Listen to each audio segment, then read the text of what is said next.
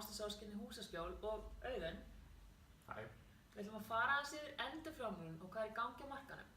Eins og kannski flestir vita sem hafa verið að fylgjast með í fjölmiðlum, þá hefur fasteignaverðið hækkað rosalega mikið síðustu 12 mánuði og það hefur verið að spá ennþá frekar hækkunum. Bara í fyrra vorum við að tala um 15–20%, svolítið eftir í hvort við á höfuðborgarsvæðinu, ákveðin hverfi og eða utan höfuðborgarsvæðisins þar sem þetta hækkaði ennþá meira. En hvað þýðir þetta? Þetta þýðir einfaldlega það að þrátt fyrir að þú sért ekki í fasteignahugleikum, þú sért ekki að fara að kaupa eða selja, þá getur þetta gagnast þér. Vegna þess að bæði hefur fasteignaverðið hækkað og fasteignamat íbúðaverðs hefur hækkað. Og þetta gefur tækifæri á að fara að endurfjármagna lánin sín og skoða svolítið hvort sé hægt að hagræða í gömlu lánunum, fá betri vaxtakjör í bönkunum og hreinlega að lækka greiðslubyrðina. Nú Auðun, þú ert fyrrverandi bankastarfsmaður og sérfræðingur í lánum. Hvað veistu um þetta? Málið er kannski að kostnaði við lántöku hefur lækkað umtalsvert núna síðustu.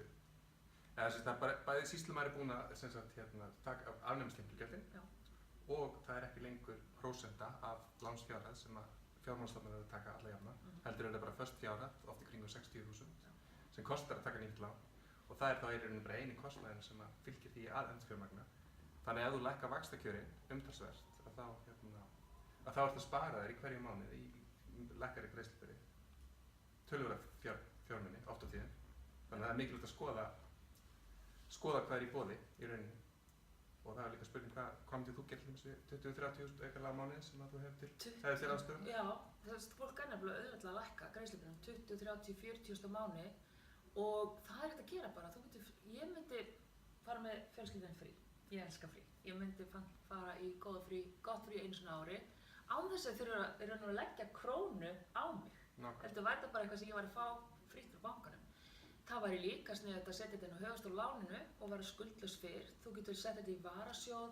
Þú getur raun og veru bara, þetta er bara endalausir valmöguleikar. Þannig að ég ráðlegg öllum, eða við ráðleggjum öllum að skoða lánin sín, skoða hvaða vexti ertu með á lánunum og fara inn á heimasíðu bankana og skoða hvaða vextakjör er í gangi í dag. Og bara byrja að senda línu á þjónustufulltrúa sinn og sjá hvað er í stöðunni. Hvað segir þú? Algjörlega, ég held að það sé málið. Við mælum því.